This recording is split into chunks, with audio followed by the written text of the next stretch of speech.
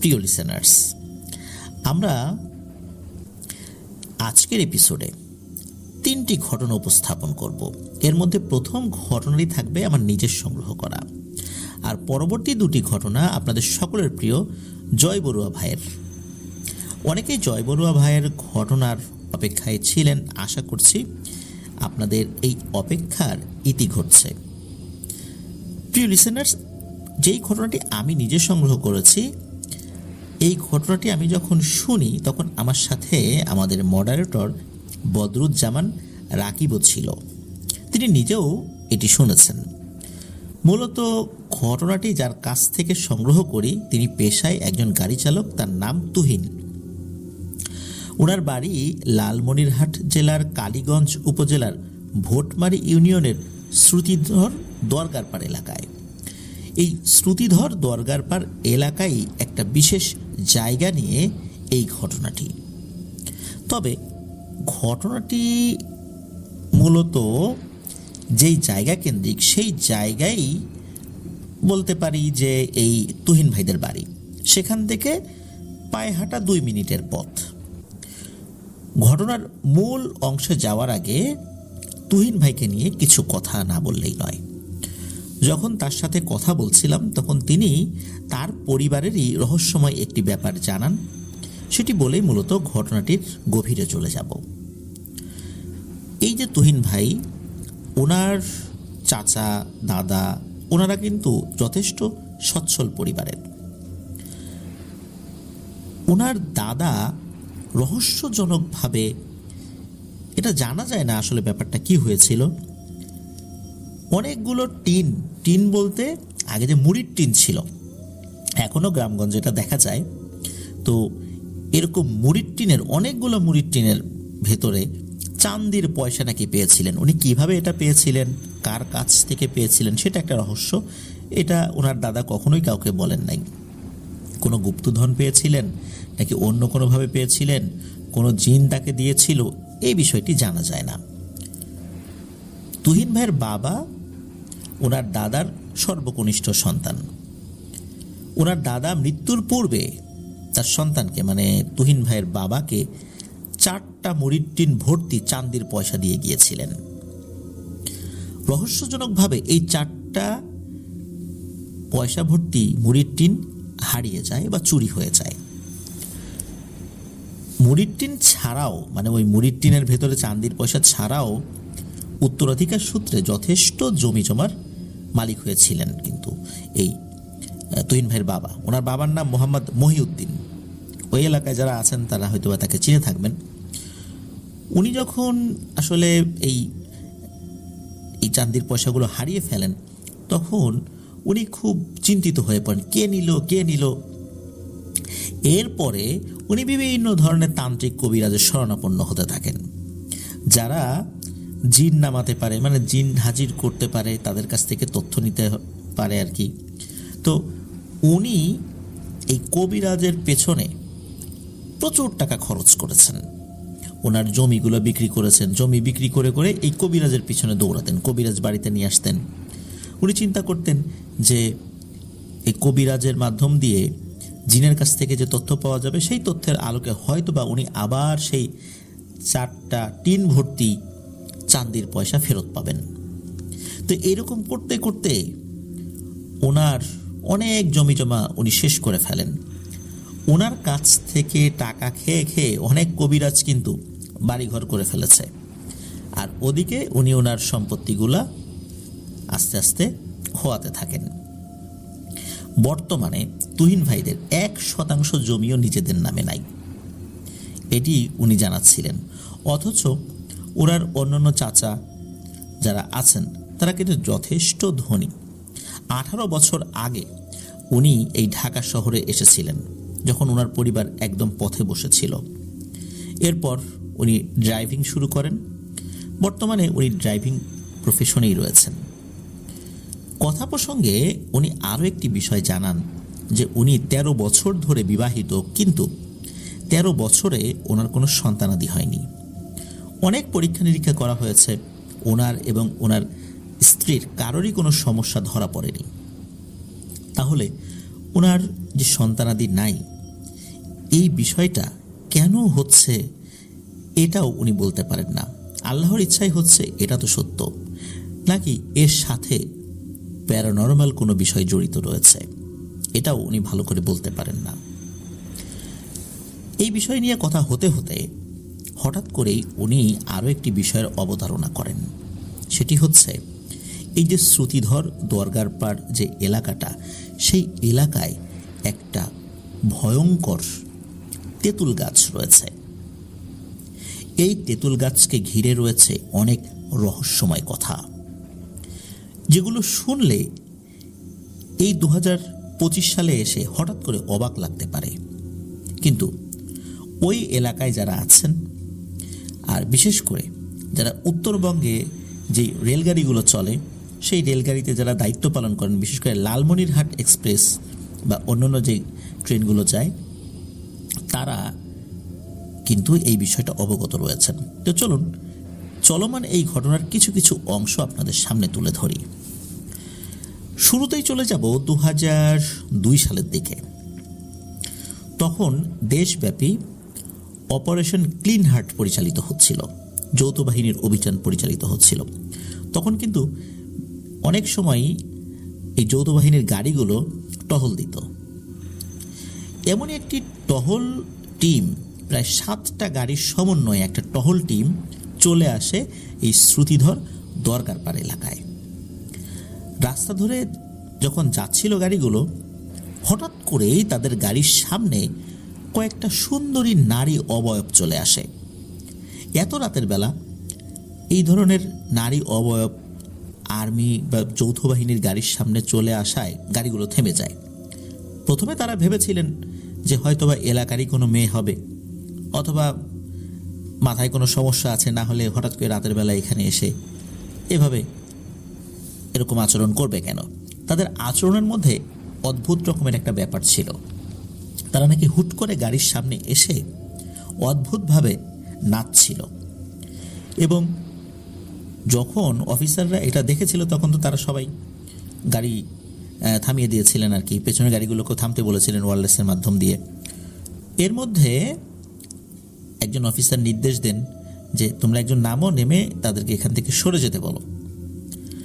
কিন্তু অদ্ভুত ব্যাপার হলো যে যেই জওয়ানরা নেমেছিলেন, নামার পর তাদের কাছে যেতে পারছিলেন না, আর ওরাও ওখান থেকে সরছিল না। একটা পর্যায়ে কি হলো, ওরা অদ্ভুত কিছু অঙ্গভঙ্গি করে তাদেরকে ডাকছিল, এবং একে একে 7টা নারী অবয়ব, যাদের চেহারাটা কোনো অস্বাভাবিক চেহারা ছিল না, ভয়ঙ্কর কিছু ছিল না, স্বাভাবিক মানুষের মতোই ছিলেন তারা, তবে খুবই সুন্দরী রমণী ছিলেন।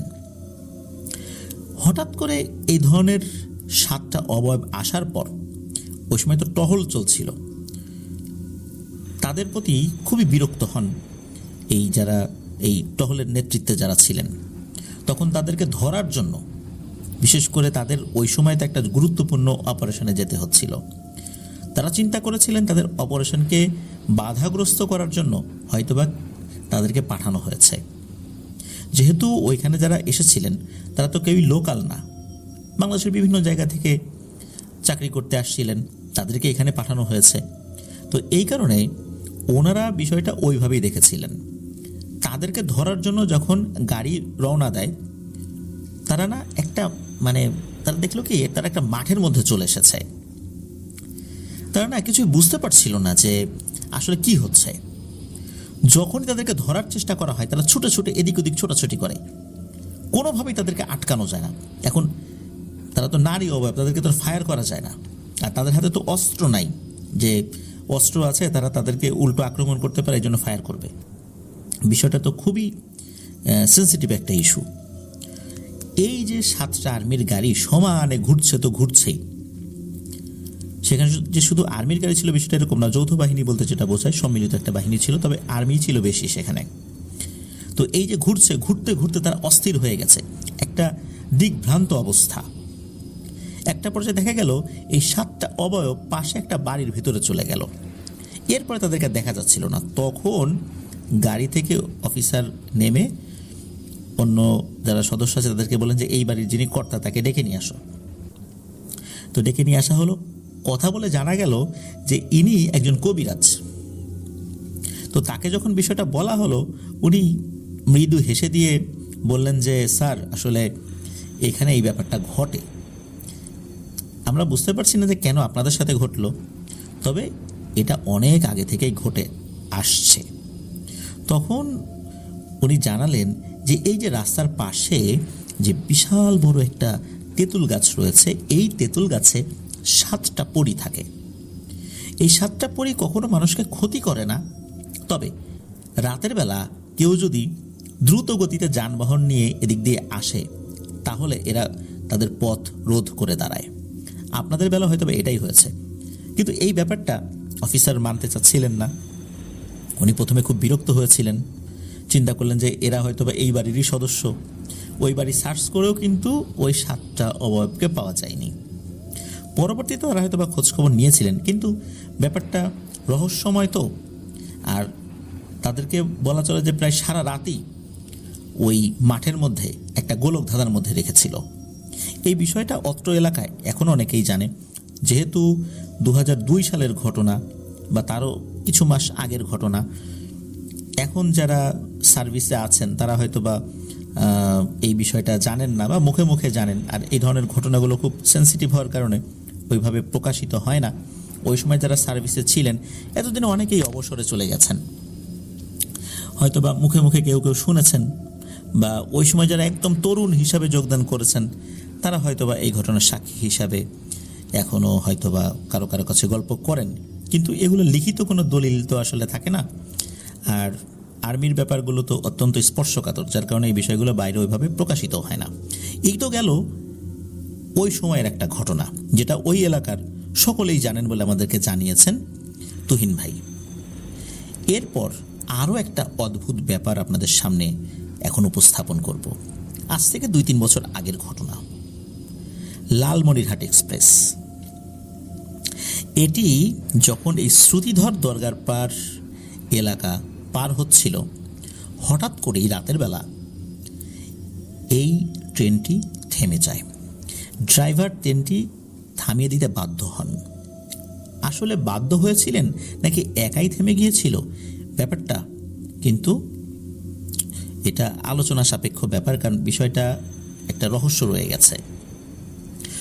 দূর থেকেই নাকি 7টা নারী অবয়ব রেল লাইনের উপর দাঁড়িয়েছিল। ওই ট্রেনের যিনি চালক, ওনাকে আগের থেকে মেসেজ দেওয়া হয়েছিল যে ওই জায়গায় আসলে ট্রেনের স্পিড যেন কমিয়ে দেওয়া হয়, কিন্তু হয়তো কোনো কারণে উনি ভুলে গিয়েছিলেন।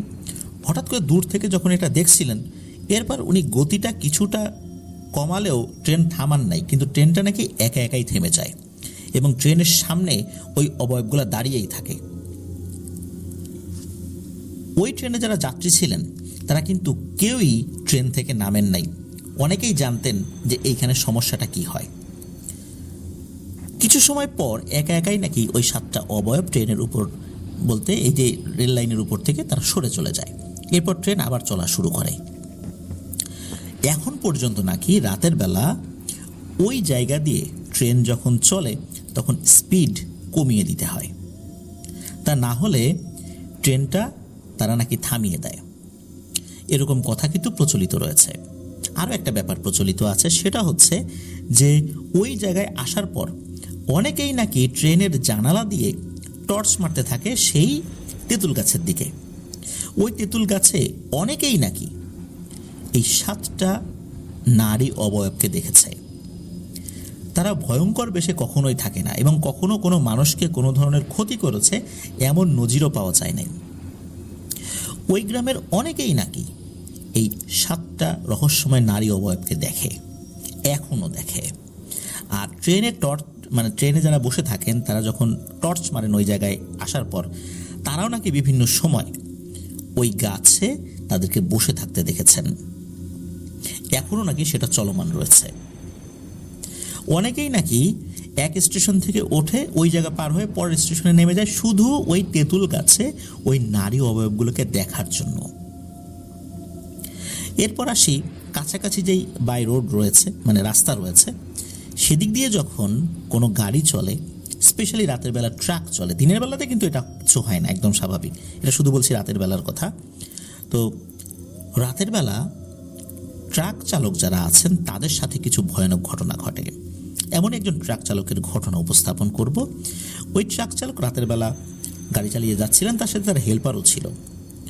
যখন ওই শ্রুতিধর দরগার পাড়ের পাশে যে রাস্তা রয়েছে সেদিক দিয়ে যাচ্ছিলেন, হঠাৎ করে দেখেন তার রাস্তার সামনে বিশাল চুলওয়ালা একটা মহিলা রাস্তা পার হচ্ছে। তো উনি চিন্তা করলেন এটা আর কি, এটা হয়তো এমনি। এরপর যখন গাড়িটা আরেকটু সামনে এগিয়েছেন, হঠাৎ করে দেখে যে একটা নারী অবয়ব, চেহারা দেখা যাচ্ছে না, জিগজ্যাগ স্টাইলে, মানে জেড স্টাইলে রাস্তার একবার এপাশ ওপাশ এপাশ ওপাশ এভাবে দৌড়াচ্ছে। উনি চিন্তা করেন কি ব্যাপারে, এত রাতের বেলা এই মহিলা কোত্থেকে আসলে এত জোরে কিভাবে দৌড়ায়? ট্রাকের সাথে পাল্লা দিয়ে দৌড়ানো এটা কিন্তু চারটিখানি কথা না, আর ট্রাকটা কিন্তু স্পিডেই চলছিল। এরপর যখন ট্রাকটা থামানো হয় এবং হেল্পারকে উনি নামতে বলেন, নামার পর আর কিচ্ছু দেখেন না। এরপর ওনারা স্বাভাবিকভাবে গাড়ি চালিয়ে সামনে এগিয়ে গিয়েছেন। সামনে একটা দোকান খোলা ছিল বেশ অনেকটা দূরেই। যখন ওইখানে ট্রাক থামিয়ে এই বিষয়টি ওই দোকানদারকে বলেন, তখন ওই দোকানদার বলেন যে এখানে এই ঘটনা ঘটে। ওই যে তেঁতুল গাছ রয়েছে, ওই তেঁতুল গাছে থাকা 7 বোন রয়েছে যারা পরী, ওরা এই ট্রেন যখন চলে তখন এই ধরনের ঘটনা ঘটায়। আবার এখানে যদি কেউ স্পিডে গাড়ি চালায় সেক্ষেত্রেও এটা হয়। এটা চলমান প্রক্রিয়া, তবে কারো কোনো বড় ধরনের সমস্যা করে না। এটা এখনো চলছে এবং গভীর রাত থেকে ফজরের আগ পর্যন্ত এই ধরনের ব্যাপারগুলো ঘটতে থাকে। প্রিয় লিসেনার্স, আপনারা যারা ওই এলাকায় রয়েছেন তারা কি এই 7 কন্যা সম্পর্কে জানেন? 7 কন্যা শব্দটা কেন বলছি জানেন? অত্র এলাকায় এই ব্যাপারটা 7 কন্যা নামে পরিচিত। 7 কন্যার বাগান, 7 কন্যার তেঁতুল গাছ, 7 কন্যা নামে যদি এক নামে বলা যায় সকলেই সেখানে চেনে, শ্রুতিধর দরগারপাড় এলাকায়। প্রিয় লিসেনার্স, আপনারাও কিন্তু চাইলে গিয়ে দেখতে পারেন। আর যেহেতু তারা কাউকে কোনো ক্ষতি করে না, শুধু ওই জায়গা দিয়ে যদি স্পিডে কেউ চলাচল করে, দ্রুত গতিতে চলাচল করে, তাহলেই শুধু তারা বিরক্ত হয়। তবে বিরক্ত হলেও বড় ধরনের ক্ষতি করেছে আজ পর্যন্ত এমন নজির পাওয়া যায়নি। তেঁতুল গাছ সংলগ্ন বাঁশঝাড়ও রয়েছে, সেখানেও নাকি তাদেরকে দেখা যায়। তুহিন ভাই এমনটাই জানিয়েছেন। অত্র এলাকার অনেকেই নাকি তাদেরকে দেখেছে। তবে আবারও বলছি, কখনোই ভয়ঙ্কর স্রোতে, মানে বিভৎস স্রোতে তারা কাউকে দেখা দেয়নি। এটাই হচ্ছে আশার কথা। মানে কেউ যে তাদেরকে দেখে ভয়ঙ্করভাবে ভয় পেয়ে যাবে এমনটা আজ পর্যন্ত হয়নি। তবে এই 2025 সালে এসেও যদি আমরা শুনি যে ট্রেন চলা অবস্থায় ট্রেন থেমে যায়, আবার ট্রেনের জানালা দিয়ে ওই বিশেষ জায়গায় এসে 7 কন্যাকে দেখার জন্য অগণিত মানুষ টর্চ লাইট মারে, তাহলে ব্যাপারটা তো অদ্ভুত শোনা যাবে, তাই না? তবে অদ্ভুত হলেও ব্যাপারটা সত্য, এই বিষয়ে তুহিন ভাই আমাদেরকে নিশ্চিত করেছেন। প্রিয় লিসেনার্স, কেমন লাগলো 7 কন্যার এই ব্যাপারটা? আশা করছি ভালো লেগেছে। চলুন আমরা চলে যাব আমাদের এবারের ফ্রাইডে স্পেশাল এপিসোডের পরবর্তী ঘটনায়।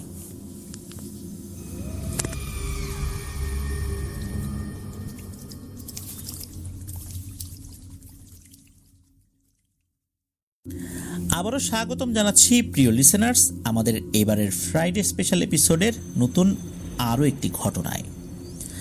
আর এবারের ঘটনাটি থাকছে আপনাদের বহুল প্রতীক্ষিত জয় বড়ুয়া ভাইয়ের ঘটনা।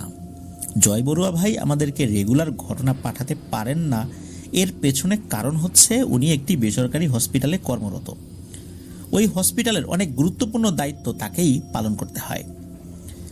ওনার সময়টা আসলেই খুব কম থাকে, এমনকি সাপ্তাহিক যে ছুটির দিন সেটা উনি কাটাতে পারেন না। কোনো একটা নির্দিষ্ট দিন যদি ছুটি নিতে হয় সেটার জন্য অনেক আগে থেকেই তার প্রসেস শুরু করতে হয়। তাহলে বুঝতেই পারছেন কতটা ব্যস্ত উনি থাকেন। এর ভেতর দিয়েও উনি আমাদেরকে ঘটনা পাঠানোর চেষ্টা করেন। আর ঘটনা একটা সংগ্রহ করতেও তো সময় লাগে, আর ভালো মানের ঘটনা তো সব সময় আর পাওয়া যায় না, তাই না? আর পাহাড়ি এলাকার ঘটনাগুলো কালেক্ট করা বেশ কঠিন, কারণ ওই এলাকার ঘটনাগুলো অনেকেই আসলে বলতে চান না সঙ্গত কারণে। তারপর ওনার ব্যস্ততা তো রয়েছেই, আবার লেখার সময়টাও বের করতে হয়। সব মিলিয়ে ওনার ঘটনাগুলো আমরা বেশ একটা দীর্ঘ গ্যাপেই পেয়ে থাকি। তবে আমরা সবাই মিলে তার কাছে অনুরোধ করব, উনি যতই ব্যস্ত থাকুন না কেন আমাদের লিসেনারদের কথা যেন ভুলে না যান। উনি যেন এই ব্যস্ততার মধ্যেও কিছুটা সময় বের করে রেগুলার আমাদেরকে ঘটনা যেন পাঠান। আশা করছি আমাদের এই অনুরোধ উনি রাখবেন। প্রিয় লিসেনার্স, চলুন চলে যাব আমাদের জয় বড়ুয়া ভাইয়ের পাঠানো দুটি ঘটনার প্রথম ঘটনায়। 1984 সালের শেষের দিকে যখন শীত শুরু হবে হবে ভাব, এমন একটা সময়ের ঘটনা, নভেম্বরের শেষ দিক হবে হয়তো। ঘটনার স্থান চট্টগ্রামের রাউজান উপজেলার আবুরখিল নামক একটা গ্রাম। ঘটনার যিনি মূল ব্যক্তি তার নাম হচ্ছে এজাহার মিয়া। হালদা নদী চট্টগ্রামের হাটহাজারী এবং রাউজান উপজেলাকে বিচ্ছিন্ন করে বয়ে চলেছে। বর্তমানে এর প্রস্থ যথেষ্ট বড় হলেও পূর্বে কিন্তু এমনটা ছিল না। কালক্রমে স্রোতস্বিনী হালদা তার প্রস্থ বাড়িয়ে নিয়েছে প্রকৃতির নিয়মে। এই প্রস্থ সুপ্রস্থ করতে হালদা গ্রাস করেছে বহু মানুষের বসতভিটা, জমি জমা, এমনকি বাদ যায়নি অনেক ধর্মীয় প্রতিষ্ঠানও। 1984 সালের শেষের দিকে এই এজাহার মিয়া তার ছোট নৌকায় চেপে বোয়াল মাছ শিকারে বড়শি নিয়ে বের হতেন। তার মাছ ধরার প্রক্রিয়াটা একটু ব্যতিক্রমী ছিল বটে। তিনি জোয়ারের সময় বড়শি ফেলে নৌকায় বসে থাকতেন, আর জোয়ারের স্রোতে নৌকা আপন গতিতে ভেসে যেত। ঠিক একই রকম ভাবে ভাটার সময়ও ছিপ ফেলে নৌকায় চুপচাপ বসে থাকতেন, আর নৌকা তার আপন গতিতে ভেসে যেত। আর রাক্ষসে বোয়াল মাছ বা অন্য মাছেরা সেই চলন্ত নৌকার ছিপের টোপ গিলত, আর তাতেই ধরা পড়ে যেত সেই মাছটা। এভাবে দিনে 4 বার জোয়ার ভাটায় নদীতে একটা নির্দিষ্ট দূরত্বে তিনি আসা যাওয়া করতেন। 6 ঘন্টা পর পর কিন্তু জোয়ার ভাটা হয়, এটা আমরা জানি। অনেক সময় উনি কম সময়ও নদীতে থাকতেন, আবার কখনো কখনো 24 ঘন্টাই থাকতেন, এমনও হতো। এটা নির্ভর করছে উনি কি পরিমাণ মাছ পেয়েছেন সেটার উপরে। ওনার চলার জন্য যতটুকু মাছ দরকার ততটুকু হলেই উনি উঠে আসতেন। তো এভাবেই চলছিল। আর ওনার মাছ ধরার ভাগ্যটা আল্লাহর রহমতে ভালোই ছিল। সৌভাগ্যক্রমে তার বড়শিতে বেশ বড়সড় মাছই ধরা পড়ত। এরকমই একদিন অলরেডি 3 বার জোয়ার ভাটাতে উঠানামা করে একটি মাছও উনি পেলেন না। যেহেতু সারাদিনে একটা মাছও উনি পান নাই, তাই সন্ধ্যাকালীন ভাটার সময় তিনি নৌকায় অপেক্ষা করছিলেন এবং একটা সময় তিনি নৌকার উপর ঘুমিয়ে পড়েন। ভাটায় নিম্নমুখী পানির স্রোতে একটা সময় তার নৌকা আপন গতিতে চলতে শুরু করে। সারাদিনের ক্লান্তি আর হতাশায় হয়তোবা উনি গভীর ঘুমে মগ্নও হয়ে যান। হঠাৎ একটা তীব্র ঝাঁকুনিতে তার ঘুম ভেঙে যায়। তিনি খেয়াল করলেন বড় একটা অদ্ভুত টাইপের নৌকার সাথে তার নৌকাটা ধাক্কা লেগে যেই ঝাঁকুনিটা সৃষ্টি হয়েছে সেই ঝাঁকুনিতেই তার ঘুমটা ভেঙেছে। চারদিকে তাকিয়ে তিনি দীর্ঘদিনের পরিচিত নদী কিংবা তার আশেপাশের জায়গাটা না চিনতে পারছিলেন না। তাছাড়া এমন অদ্ভুত নৌকা তিনি ইতোপূর্বে কখনোই দেখেন নাই। তিনি ঘুমের ঘোর কাটিয়ে স্বাভাবিক হয়ে নিজেকে একটু সামলান। এরপর নৌকাকে সামলিয়ে ওই স্থান থেকে বের হতে যখন চাইলেন, তখনই তিনি যখন নৌকাটা চালাতে যাবেন তখন দেখলেন একটা সাদা সুতো দিয়ে ওই যে অদ্ভুত টাইপের যে নৌকাটা, ওই নৌকার সাথে তার নৌকাটা বাঁধা রয়েছে। তিনি ওই বড় নৌকার মাঝির উদ্দেশ্য করে কয়েকবার ডাকও দেন। কোনো সাড়া না পেয়ে তিনি ওই যে সাদা রশির যে অংশটা তার নৌকায় বাঁধা রয়েছে সেটা খুলতে গেলে তিনি দেখেন রশিটাতে কোনো গিঁটি দেয়া নেই, শুধু তার নৌকায় পড়ে আছে রশিটা। তিনি অবাক হয়ে রশিটা তুলে ফেলে দিতে গেলে বুঝলেন ছোট চিকন রশিটা এতটাই ভারী যে তিনি এক চুলো ওই রশিটা নাড়াতেই পারলেন না, ওখান থেকে সরাতেও পারলেন না। অনেক চেষ্টা করে তিনি অবাক হলেন বেশ। চারদিকে তাকিয়ে তিনি আবারও চেষ্টা করলেন, কিন্তু না, রশিটা উনি তুলতে পারলেন না। অনেকক্ষণ চেষ্টা করে তিনি বেশ অবাক হলেন। চারিদিকে তাকিয়ে তিনি আবারও চেষ্টা করেন, রশিটা এবারও তিনি তুলতেই পারলেন না। এবার তিনি নৌকাটিকে তীরে ভিড়িয়ে ওই অচেনা জায়গায় নামলেন। চারদিকে তাকিয়ে দেখলেন, কিন্তু জায়গাটা তিনি চিনতেই পারছিলেন না। মনে মনে বেশ বোকা হয়ে গেলেন তিনি। এতদিনের পরিচিত জায়গাগুলো তার কাছে একদমই অচেনা লাগছে। অদ্ভুত বড় নৌকার পাশে গিয়ে তিনি বেশ কয়েকবার ডাকতেন, কিন্তু এবারও কোনো সাড়া শব্দ নেই। তিনি সেই বড় নৌকায় উঠে দেখতে চাইলেন। অনেক কষ্টে নৌকাতে উঠলেনও তিনি, কিন্তু উঠেই তিনি অবাক হয়ে গেলেন। এত সুন্দর পরিপাটি নৌকা তিনি কখনোই দেখেন নাই। ছোট একটা ঝুপড়ি আছে নৌকাটাতে। তিনি সেই ঝুপড়ির কাছে এগিয়ে গিয়ে ঝুপড়ির সামনে থাকা ধবধবে সাদা কাপড়টা সরিয়ে ভেতরে উগিয়ে দিয়ে দেখেন সুন্দর করে সাজানো একটা চেয়ার রয়েছে, শুধু, আর কিছুই নেই। অদ্ভুত আলপনা করা এমন চেয়ার উনি আগে কখনোই দেখেননি। তিনি ওই ঝুপড়ির চারদিকে ভালো করে অবাক আর মুগ্ধ দৃষ্টিতে তাকিয়ে রইলেন। পরে তিনি কৌতূহল নিয়ে পুরো নৌকাটা ঘুরে দেখেন। তিনি খেয়াল করলেন পুরো নৌকাটা বেশ অদ্ভুত আর সুন্দর। আরও অবাক করা ব্যাপার হলো, সেই নৌকায় কোনো ইঞ্জিনও নেই, বৈঠাও নেই, এমনকি কোনো হালও নেই। নৌকাটা চালায় কে, কিভাবেই বা চলে, নৌকাটা ডানে বায়ে কিভাবে নেয়, এটা উনি ভাবতে ভাবতে খেয়াল করলেন দূর থেকে লম্বা একটা সাদা আলোর লাইন এগিয়ে আসছে। মানে একটু গ্যাপে গ্যাপে অনেকগুলো সাদা আলো, মনে হচ্ছে একটা লাইন আর কি। সাদা আলো বলতে পুরোপুরি আলো এমনটা নয়, সাদা আভার মতোই। তো তিনি খেয়াল করলেন যে সাদা আলোগুলো ওই নৌকার দিকে এগিয়ে আসছে। তিনি দৌড়ে নৌকা থেকে নামতে যাবেন, ঠিক তখনই দেখেন নৌকাটা তীর থেকে যথেষ্ট দূরে চলে এসেছে। কোনো উপায়ন্তর না দেখে তিনি নৌকার এক কোণে বসে রইলেন। একটু পরে লক্ষ্য করলেন একে একে 7টা লম্বা সুদর্শন পুরুষ নৌকায় উঠলেন। লম্বা ধবধবে সাদা কাপড়ের অদ্ভুত আলখেল্লা পোশাকে আবৃত সবার দেহ। তাদের মধ্যে 6 জন নৌকার ঝুপড়ি ঘরটার 6 কোণে দাঁড়ায়, আর একজন ওই ঝুপড়ি ঘরের ভেতরে গিয়ে ঢুকে গেল। তিনি খেয়াল করলেন তাদের কারো মুখেই কোনো কথা নেই, কোনো শব্দও নেই। আর এই যে এজাহার সাহেব, উনি যে ওই নৌকায় আছেন, সেদিকেও কারো কোনো ভ্রুক্ষেপই নেই। তারা একদম সোজা ঠায় দাঁড়িয়ে আছে যে যার মতো। একটু পরেই সমস্বরে সবাই বিসমিল্লাহ বলে উঠলেন। আর বিসমিল্লাহ বলার সাথে সাথে ওই নৌকাটায় সামান্য ঝাঁকুনি অনুভব করলেন এজাহার মিয়া। তিনি নিজেকে আরো গুটিয়ে চুপচাপ বসে রইলেন। বেশ কিছুক্ষণ পার হলে বাইরে দাঁড়িয়ে থাকা একটা মানুষরূপী অবয়ব ওই ঝুপড়ি ঘরে প্রবেশ করে, আর কতক্ষণ পরে বের হয়ে এসে নৌকা থেকে হঠাৎ হেঁটে হেঁটেই নিচে নেমে গেলেন। বাকিরা আবার সমস্বরে বলে উঠলেন বিসমিল্লাহ। আবার মৃদু ঝাঁকুনি অনুভব করলেন এজাহার মিয়া।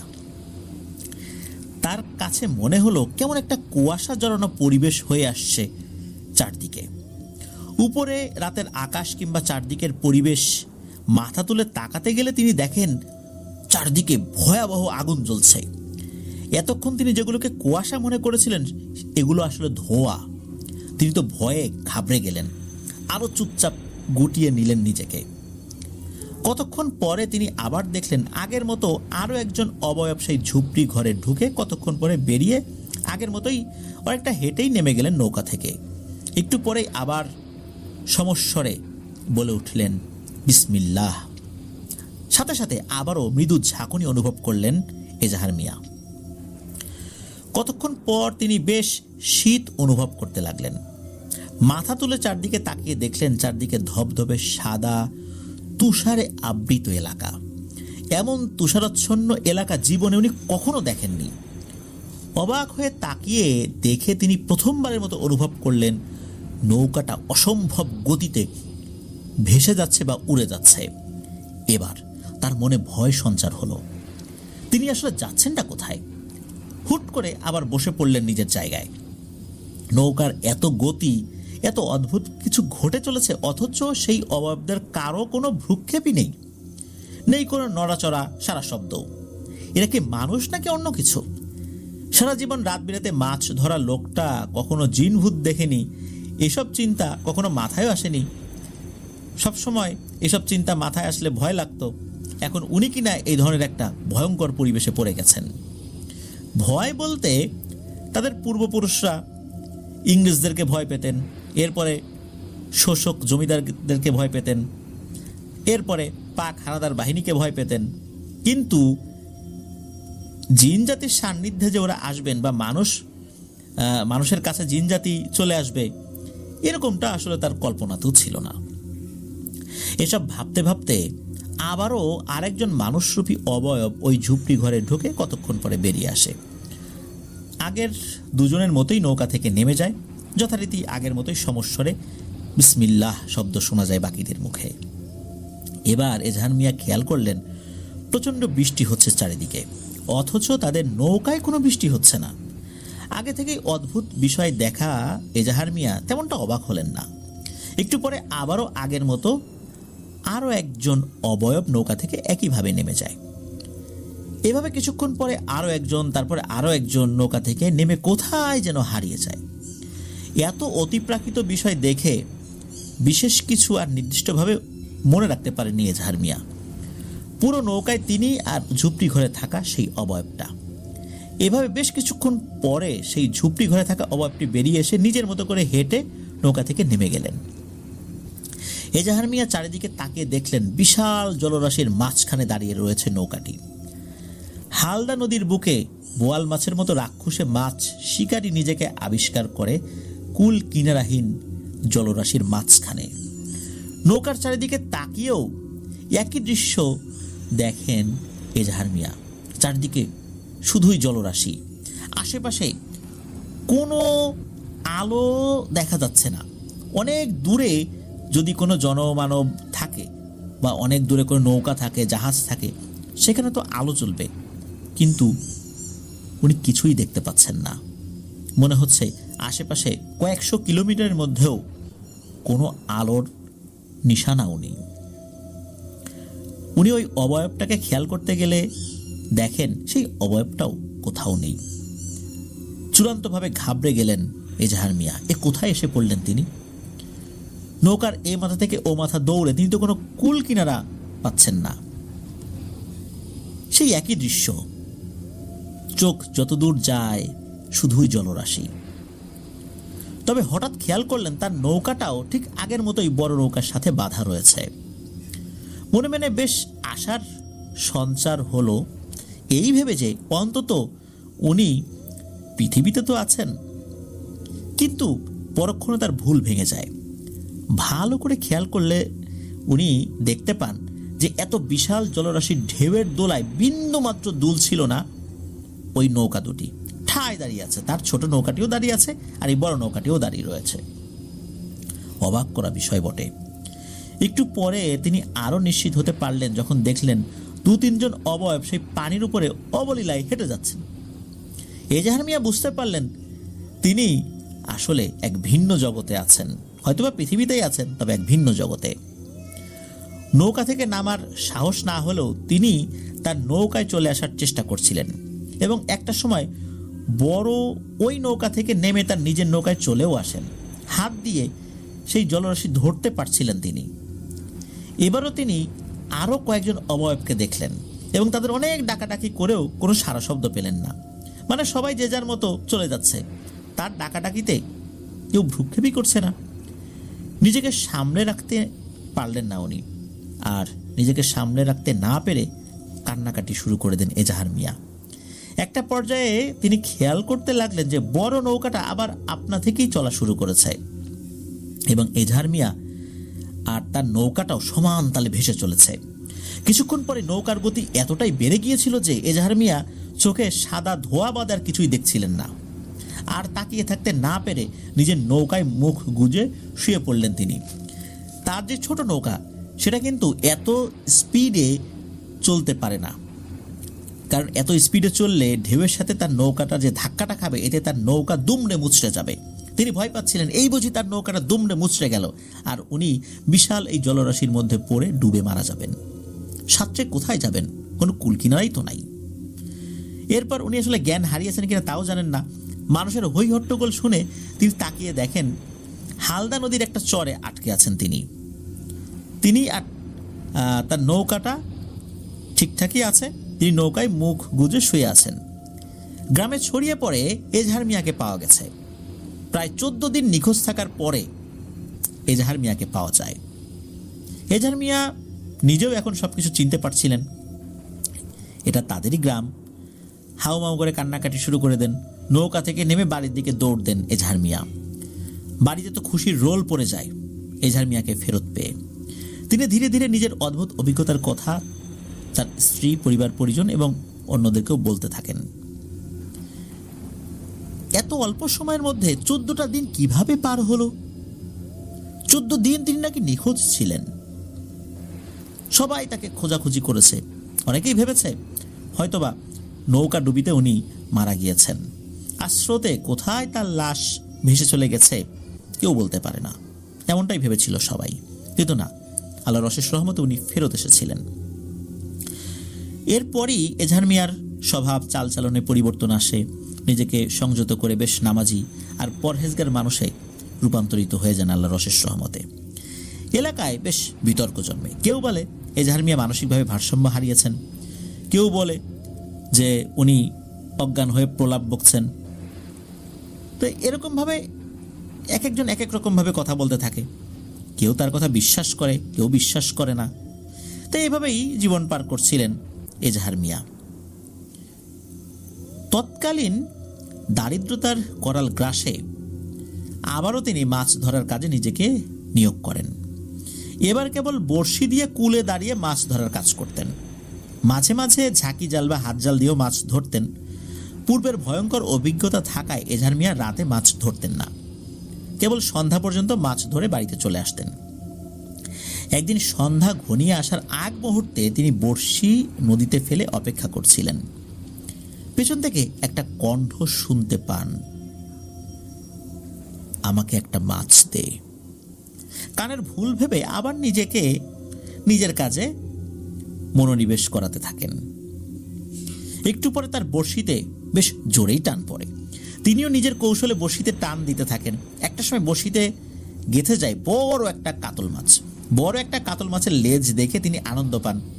হঠাৎ নিজের একটু পাশেই এজাহার মিয়া খেয়াল করেন কালো একটা অবয়ব দাঁড়িয়ে জিহবা বের করে মাছটার দিকে লোলুপ দৃষ্টিতে তাকিয়ে আছে। লাল টকটকে জিহবাটা বেশ লম্বা। ভয়ে চিৎকার দিয়ে ছিপ ফেলে দৌড় দিতে যাবেন এজাহার মিয়া, ঠিক ওই সময় ওই কালো অবয়বটা একটা ধোয়ার মতো হয়ে সা করে এজাহার মিয়ার শরীরে ঢুকে যায়। এরপরে শুরু হয়ে যায় এজাহার মিয়ার জীবনের কঠিন অধ্যায়। রাতের বেলা খাওয়া দাওয়া উনি যে করবেন খেতে পারতেন না ওইভাবে, মানে বিশেষ করে ওই রাত্রে। আর উনি যখন বাড়িতে ফিরলেন তখন একটা আধা খাওয়া কাতল মাছ কাঁধে নিয়ে উনি বাড়িতে ফেরেন। খাবার দিলে উনি ভালো করে খেতে পারেন না। বাড়ির সদস্যরা আসলে বিষয়টা বুঝতে পারছিলেন না যে ঘটনাটা কি, এই মাছটা আধা খাওয়া কেন। আর রাতের বেলা উনি যখন খাওয়া দাওয়া করতে পারলেন না ভালো করে, এরপরই শুরু হয়ে যায় অস্বাভাবিক আচরণ। উনি সারা রাত বাড়িতেই থাকতে চান না, শুধু নদী বা পুকুরে নেমে যেতে চাইতেন। গ্রামে আবার রটে যায় যে এজাহার মিয়া এবার পুরোপুরিভাবে পাগল হয়ে গেছে। আগে আধা পাগল ছিল, এখন পুরোপুরি পাগল। এরপরে বিভিন্ন সময় রাত বিরেতে অনেকেই তাকে কাঁচা মাছ খেতে দেখেছেন। তবে মাঝে মাঝে উনি যখন নিজের খেয়াল ফিরে পেতেন তখন বলতেন, আমাকে বাঁচাও, আমাকে ওই 7 সাগরের জিনের কাছে নিয়ে চলো। এই অবস্থা থেকে হয়তোবা ওরা আমাকে বাঁচাতে পারবে। স্থানীয় ওঝা কবিরাজ চেষ্টা করে যাচ্ছিলেন তাদের মতো করে। বিষয়টা ছড়িয়ে পড়ে আশেপাশের গ্রামে। বহুদিনের পুরনো একটা মসজিদের ইমাম এই বিষয়টা জানতে পেরে এজাহার মিয়াকে নিজে থেকেই দেখতে আসেন। এজাহার মিয়া ওই ইমাম সাহেবকে দেখেই বলে ওঠেন যে হুজুর আমাকে বাঁচান, আমাকে ওই 7 সাগরের জিনের কাছে নিয়ে চলেন। 7 সাগরের জিন? কথাটা শুনে অবাক হয়ে গেলেন সেই ইমাম সাহেব।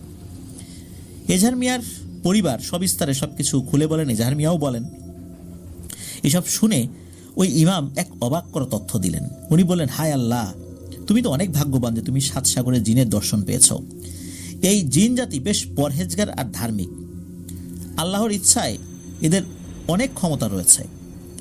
আর এই যে ভ্রমণের বর্ণনা, এটা মূলত 7 সাগরের জিনেরই বর্ণনা।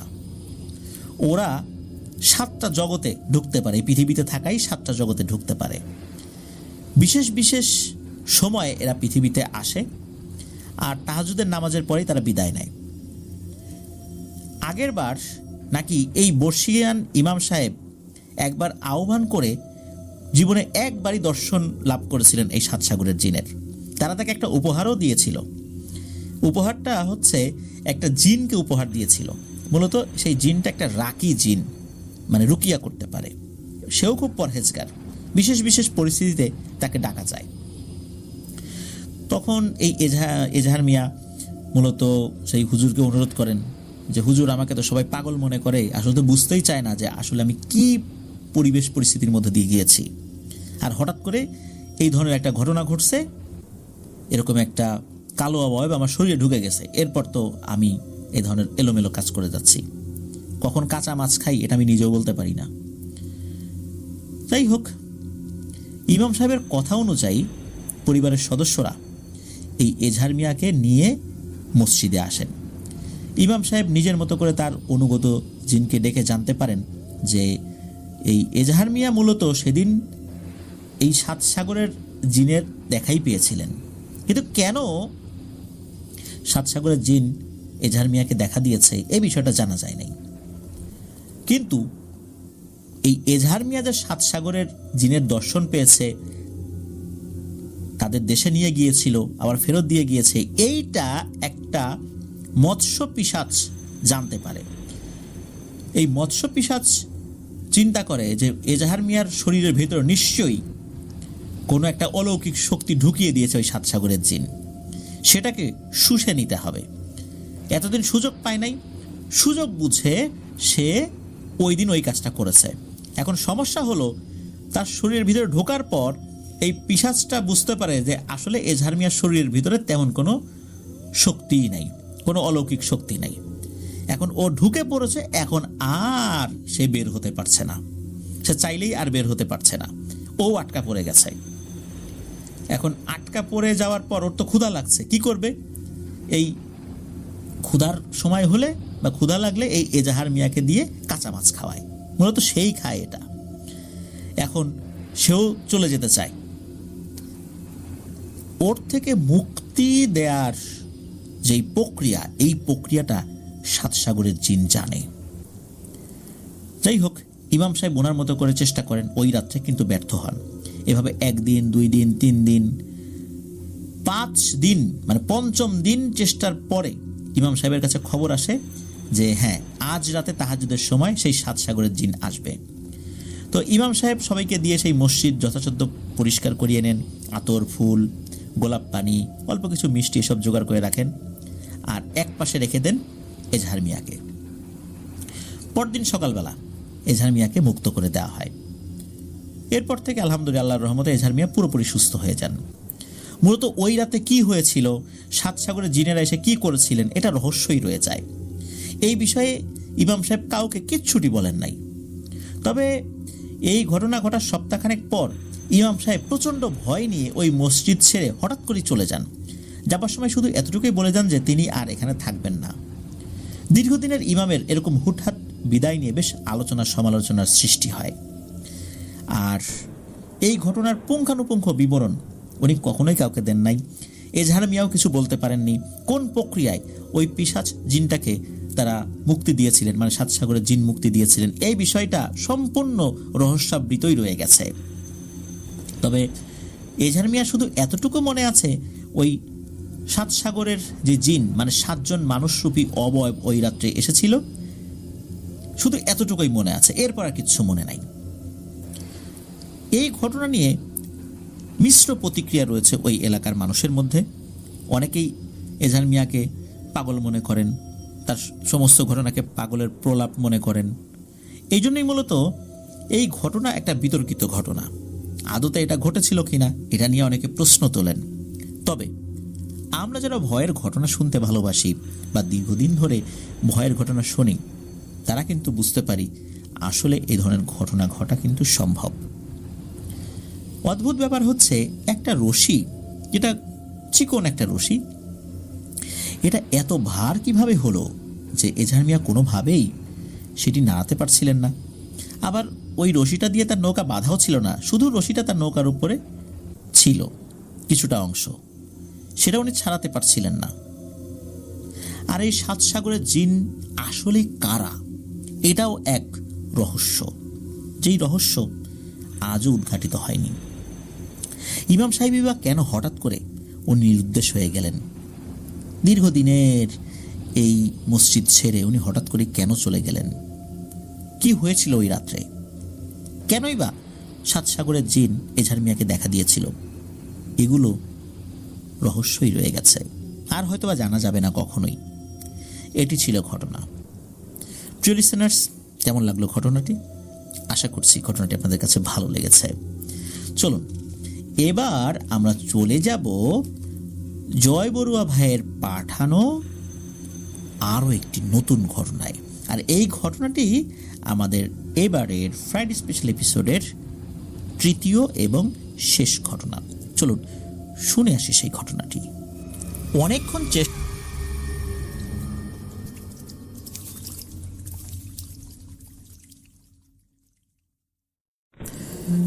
কালো জাদু, এই শব্দটির সাথে আমরা বেশিরভাগ মানুষই কিন্তু পরিচিত, কিন্তু বাস্তবে যারা এটার ভয়াবহতা উপলব্ধি করেছেন তারাই বুঝতে পারেন কি ভয়ঙ্কর এই জিনিসটা। আমাদের অজান্তেই হয়তোবা আমরা আক্রান্ত হচ্ছি কালো জাদু নামক এই ভয়ঙ্কর ব্যাপারটার সাথে, বা এই ব্যাপারটার মাধ্যম দিয়ে। আমাদের আধুনিক যুগের অনেকেই কিন্তু এগুলো বিশ্বাস করতে চান না। কালো জাদু এটা যে পৃথিবীতে বিদ্যমান রয়েছে তারা এটা মানতেই চান না। তারা মনে করেন সবই প্রকৃতির খেলা।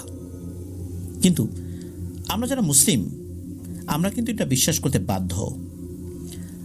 আমরা আরও অবাক হই যখন আমরা যারা মুসলিম বলে দাবি করি তারা নিজেরাই কালো জাদু এগুলো বিশ্বাস করতে চায় না। সবাই না, কিন্তু অনেকেই। আমরা বিশ্বাস করি কোরআনের প্রতিটা শব্দ, প্রতিটা আয়াত সত্য, কিন্তু কিভাবে আমরা বলি যে কালো জাদু পৃথিবীতে নেই? আমরা কি জানি না যে সূরা ফালাক এবং নাস নাজিল হয়েছিল কোন প্রেক্ষাপটে? সেটাও তো কালো জাদুর প্রেক্ষাপটেই নাজিল হয়েছে। রাসূলুল্লাহ সাল্লাল্লাহু আলাইহি ওয়াসাল্লামের উপর কালো জাদু করা হয়েছিল, সেটার প্রেক্ষাপটেই সূরা ফালাক এবং নাস নাজিল হয়েছে। তাহলে আমরা কিভাবে বলবো যে কালো জাদু নেই? তাহলে কি পবিত্র কোরআনের এই দুটা সূরা অস্বীকার করা হয় না? এটা কেন জানি অনেকেই বুঝতে পারেন না। যাই হোক, আল্লাহ আমাদেরকে বুঝার তৌফিক দান করুন। প্রিয় লিসেনার্স, এবারের ঘটনাটি কিন্তু কালো জাদু সম্পর্কিত, তা আমাদের এই ঘটনার ইন্ট্রো শুনেই বুঝতে পেরেছেন। চলুন ঘটনায় যাই। ঘটনার স্থান খাগড়াছড়ির মধুপুর এলাকা। ঘটনার সাথে সম্পৃক্ত যে ব্যক্তিবর্গ রয়েছেন তাদের নামটা বলছি: পারুল চাকমা, রিপেল চাকমা, নিশু চাকমা এবং আরও বেশ কয়েকজন ব্যক্তি। ঘটনাটি খুবই স্পর্শকাতর। ঘটনাটার সাল 2004 সালের শুরুতে, যেটা চূড়ান্তভাবে শেষ হয় 2007 সালের দিকে। 2007 সালের জুন মাসের 19 তারিখ যখন রিপেল চাকমা চট্টগ্রামের একটি বেসরকারি হসপিটালে মারা যান, তখন তার বয়স হয়েছিল মাত্র 31 বছর। ব্লাড মায়োলোফাইব্রোসিস রোগে আক্রান্ত হয়ে মারা গিয়েছিলেন তিনি। এই রোগে যারা আক্রান্ত হন তাদের শরীরে রক্ত উৎপাদন নাকি বন্ধ হয়ে যায়, তাদেরকে রক্ত পরিসঞ্চালন করে বাঁচিয়ে রাখতে হয়। এই রিপেল চাকমা দেখতে বেশ সুদর্শন ছিলেন। স্থানীয় এক স্কুলে এই রিপেল চাকমা লেখাপড়া করতেন। তারই ক্লাসে আর একজন লেখাপড়া করতেন যার নাম পারুল চাকমা। পারুল চাকমা নিজেও বেশ সুদর্শনা ছিলেন। এই পারুল চাকমাকে প্রেমে পটানোর জন্য একটা প্রতিযোগিতা চলতো ওই এলাকার ছেলেদের মধ্যে। আর এই প্রতিযোগিতারই একজন প্রতিযোগী ছিল এই রিপেল চাকমা। নিজের অনেক চেষ্টায় একটা সময় সে পারুল চাকমাকে নিজের প্রতি আকৃষ্ট করেই ফেলে। শুরুতেই 8-10 জন মা বাবার মতো পারুলের মা বাবা বিষয়টা মেনে নিতে পারেননি। অপরদিকে মা বাবার একমাত্র ছেলে সন্তান রিপেল চাকমার মা বাবা এই বিষয়ে তেমন কিছু জানতেনই না। পারুল চাকমার বাবা ছিলেন গাছ ব্যবসায়ী। পাহাড়ি বিভিন্ন জায়গায় গাছ কেটে সমিল পর্যন্ত পৌঁছে দেওয়াই ছিল তার ব্যবসা। রাঙামাটি আর খাগড়াছড়ির বেশিরভাগ জায়গায় তার যাওয়া আসা ছিল। রিপেল আর পারুল চাকমার সম্পর্কের শুরুতেই রিপেল পারুলের কাছে কিছু বিষয় জানিয়ে দেয়। সেটা হচ্ছে যে মূলত বন্ধুদের সাথে চ্যালেঞ্জ দিয়েই সে পারুলকে পটিয়েছে, কিন্তু পারুল বিষয়টা বিশ্বাস করতে চায়নি। সে বিষয়টা হেয়ালি হিসাবেই নিত। সে রিপেলকে ভালোবাসতেই শুরু করে, কিন্তু রিপেল একটা সময় চূড়ান্তভাবে পারুলকে অবহেলা করতে থাকে। এদিকে পারুল তো রিপেল বলতে একদম পাগল হয়ে গেছে, এমন একটা অবস্থা। তো এটার মধ্যে কিন্তু কোনো ব্ল্যাক ম্যাজিক এগুলা কিছু নাই। এই পারুল ছিল খুবই ব্যক্তিত্ব সম্পন্ন এক নারী। তার পার্সোনালিটি ছিল খুব স্ট্রং, কিন্তু সে এই রিপেলের প্রেমে পাগল হয়ে গেছে। সে তো আর আগে রিপেলের কাছে যায় নাই, রিপেলই তার পিছন পিছু ঘুরেছে, যার ফলশ্রুতিতে আস্তে আস্তে এমনটা হয়ে গেছে। একদিন বিকালে এই পারুল রাস্তার মাঝখানে এই রিপেলকে হাত জোর করে অনুরোধ করছিল যাতে করে এই রিপেল পারুলকে অবহেলা না করে। তবে এই দৃশ্যটা পারুলের বাবা আবার দেখে ফেলে। অনুরোধের এক পর্যায়ে নাকি রিপেল পারুলকে ধাক্কা দিয়ে ফেলে মানে পথ থেকে সরিয়ে দেয় আর কি, এবং এরপর সে নিজের মতো করে চলে যায়। পারুল অঝরে কাঁদতে থাকে। পারুলের বাবা বাড়িতে এসে পারুলের মাকে বিষয়টা বললে তিনি পারুলের কাছে সবকিছু জিজ্ঞেস করে জানতে পারেন যে পারুল মূলত নিজের ইগোর কারণেই রিপেলকে ছাড়তে পারছে না এত অবহেলার পরেও। কারণ হচ্ছে এতদিন অনেক ছেলের প্রস্তাব পেলেও সে রাজি হয়নি, কিন্তু সে রিপেলকে বিশ্বাস করেছিল। আর আশেপাশের অনেকেই বুঝতে পেরেছে যে সে রিপেলকে পছন্দ করে। এখন সে যদি রিপেলকে ছেড়ে দেয় তাহলে তার ব্যক্তিত্বে আঘাত লাগবে, এই জন্য সে ছাড়তে পারছে না, এই বিষয়টা সে জানায়। তো পারুলের মা বাবা তাকে কোনোরকমভাবে ওই দিনের মতো বিষয়টা বুঝান আর কি, কিন্তু পারুল বিষয়টি নিয়ে এতটাই চিন্তা করে যে নাওয়া খাওয়া ছেড়ে দেয়। তার একটাই কথা, যে কোনো মূল্যে সে রিপেলকে চায়। অনেক বোঝানো মারধরের পরেও যখন কোনো কাজ হচ্ছিল না, তখন এক প্রকার বাধ্য হয়েই পারুলের বাবা রিপেলের মা বাবার কাছে বিয়ের প্রস্তাব নিয়ে যায়। রিপেলের মা বাবার কাছে গিয়ে তিনি জানতে পারেন যে এক অদ্ভুত ব্যাপার, এই বিয়েতে রিপেলের মা বাবার কোনো আপত্তি না থাকলেও রিপেল নাকি তার মা বাবাকে জানিয়েছে যে পারুলের বাবা যদি এরকম কোনো প্রস্তাব নিয়ে আসে তাহলে এই রিপেলের মা বাবা যেন সেই প্রস্তাবটা ফিরিয়ে দেন, তারা যেন রাজি না হয়। যে এটাই তার মা বাবা এই পারুলের বাবাকে বলেন যে আমার ছেলে কেন এটা আমাদেরকে বলল, পারুলের মতো মেয়ের বিষয়ে এটা আমাদের বোধগম্য হচ্ছে না। আমরা এই বিয়েতে রাজি, কিন্তু রিপেল নিজেই তো রাজি না, সেই তো আমাদেরকে বলেছে যেন প্রস্তাবটা যেন ফিরে দেয়, এখন আমরা কি করব? এসব শুনে পারুলের বাবা তো রীতিমতো অবাক হয়ে যান। যে ছেলের মনে তার মেয়ের জন্য কোনো জায়গাই নেই, সেই ছেলের জন্য তার মেয়ে নাওয়া খাওয়া পর্যন্ত ছেড়ে দিয়েছে। তিনি তো রাগে ক্ষোভে দুঃখে বাড়িতে গিয়ে তার মেয়েকে বেশ মারধর করেন আর বলেন যে এই ব্যাপার, তুই যেই ছেলের জন্য এরকম করছিস, দেখ আমি নিজে বিয়ের প্রস্তাব নিয়ে গিয়ে এই কথা শুনে আসছি, বিশ্বাস না হলে আমার সাথে চল, তার মা বাবার কাছ থেকে শুনে আয়। বিষয়টি যখন পারুল জানতে পারল এবং নিজেও এটা পরখ করে দেখলো তার বাবার কথা সত্য, তখন এই পারুল জানায় যে এর প্রতিশোধ সে নেবে। কারণ বন্ধু বান্ধবদের সাথে বাজি ধরে সে এই ধরনের কাজ করেছে, সুতরাং এর শাস্তি তাকে পেতে হবে, প্রতিশোধ নেবে সে। এই প্রতিশোধের কথা তার বাবাকে জানায়। আর তার বাবাও দেখলো যে এই ছেলেটা এরকম একটা কাজ করেছে, সুতরাং একে তো শায়েস্তা করতেই হবে। ওই দিনই সিদ্ধান্ত হয় যে রিপেলের উপর কালো জাদু করা হবে, শুরু হয় এক আস্থাভাজন তান্ত্রিকের খোঁজাখুঁজি। তারই ধারাবাহিকতায় পানছড়ির ভাইছড়া নামক এক জায়গায় এক মারমাতান্ত্রিকের সন্ধান পান তারা, যিনি অধিকাংশ সময় দেশি মদ খেয়ে মাতাল হয়ে পড়ে থাকতেন। শোনা যায় এক বোতল দেশীয় মদ পেলে তিনি ওই দিন অন্য কোনো খাবারই খাইতে চাইতেন না। তো পারুলের বাবা প্রথমে তাকে সব কিছুই খুলে বলেন। তো উনি মাতাল অবস্থায় থাকায় কতদূর কি শুনেছেন এটা হয়তোবা বোঝা গেল না। উনি না শুনে রাজি হয়ে যান, ঠিক আছে কাজটা করে দেবো, এটা তো একদম খুবই সামান্য বিষয়, এটা বলে দেন আর কি। ওই তান্ত্রিকের সাথে কথা বলে আসার সময় তান্ত্রিকের স্ত্রী পারুলের বাবাকে সতর্ক করে দেন যে তার স্বামীর মানে যে কোনো কাজ কিন্তু খুবই জঘন্য এবং বিপজ্জনক, কেননা তিনি কাজ করতে গিয়ে প্রত্যেকটা সময় কোনো না কোনো সমস্যা বাঁধিয়ে দেন, কিন্তু সমস্যা বাঁধালেও এটা সমাধান করতে পারেন না। কারণ হলো তিনি যখন ব্ল্যাক ম্যাজিক করেন ওই সময় নেশাগ্রস্ত থাকেন, যার কারণে পরবর্তীতে উনি কোন পদ্ধতিতে ব্ল্যাক ম্যাজিকটা করেছিলেন, ঠিক এক্স্যাক্ট কোন ব্ল্যাক ম্যাজিকটা করেছেন এইটা নাকি পরে আর মনে করতে পারেন না। এইটাই হলো সমস্যা। আর যেহেতু মনে করতে পারেন না, সেটা কাটানোর পদ্ধতিটাও উনি জানলেও কোনটা প্রয়োগ করবেন অনেক পদ্ধতির মধ্যে সেটা বুঝতে পারেন না, যার ফলশ্রুতিতে সমস্যা যদি একবার একটা বেঁধে যায় সেটা মারাত্মক আকার ধারণ করে, এটা সমাধান হয় না। তো পারুলের বাবা এমন সতর্কবার্তা শুনে আসার পথে স্থানীয় কয়েকজনকে জিজ্ঞেস করেন যে ওই তান্ত্রিক কেমন লোক। তার এই প্রশ্নের জবাবে সবাই বলে যে সে মাতাল আর লোক ভালো না। মাতাল তো ঠিকই, বিপজ্জনকও বটে, তাই সবাই তাকে সমীহ করে চলতো। তিনি এটাও শোনেন এক প্রতিবেশীর কাছে যে একটা ডাব নাকি একজনের কাছে চেয়েছিলেন এই তান্ত্রিক। ডাব না পেয়ে এমনভাবে ওই লোকের উপর কালো জাদু করে দেয় যে সে ডাবের পানি ছাড়া আর কোনো কিছুই খেতে পারতো না, যার ফলশ্রুতিতে তার শরীরে অতিমাত্রায় পটাশিয়াম হয়ে যায় এবং এই কারণেই সে মারা গিয়েছিল। এসব লোকমুখে শোনার পর পারুল বাবা অবশ্য মনে মনে খুশি হলেন, যাক খুব ভয়ঙ্কর এক তান্ত্রিকের সন্ধান উনি পেয়েছেন। তিনি দু একদিন পরে আবার সেই তান্ত্রিকের কাছে গেলেন। এবার তিনি সাথে এক বোতল দেশীয় মদ নিয়ে গেলেন, যেটা ওই তান্ত্রিকের খুব পছন্দ।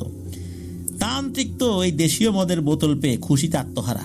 তিনি চটজলদি পারুলের বাবার কাছে রিপেল চাকমার মা বাবার নাম জিজ্ঞেস করে বাড়ির ভেতর থেকে বেশ কিছুক্ষণ পরে 7টা সাদা কাগজে মোড়ানো মোমবাতি, 7টা সুই, কিছু লাল সাদা সরিষা এনে মানে মাঘি এবং সেতি সরিষা এনে পারুলের বাবার হাতে দেন এবং বলেন যে এই 7টা মোমবাতি 7 দিন সূর্য ডোবার পরে সুইগুলো গেঁথে জ্বালিয়ে দিতে, আর একটা মাটির পাত্রে সেই সরিষাগুলো 7 দিন অল্প অল্প করে ভেজে আবার তুলে রাখতে। তো পারুলের বাবা যথারীতি তান্ত্রিকের কথা মতো বাড়িতে এসে পারুলকে সবকিছু বুঝিয়ে দেন। পারুলও তার বাবার কথা মতো কাজ শুরু করে দেয়। 1 দিন 2 দিন 3 দিন পার হওয়ার পরেও আশানুরূপ সাফল্য দেখা যাচ্ছিল না। বিন্দুমাত্র অবস্থার পরিবর্তন না দেখে পারুলের বাবা আবার সেই তান্ত্রিকের কাছে যান, কিন্তু গিয়ে দেখেন যে সেই তান্ত্রিক নেশায় বুঁদ হয়ে পড়ে আছে। তিনি বেশ কয়েকবার তাকে ডেকে কোনো সাড়া না পেয়ে চলেই আসবেন।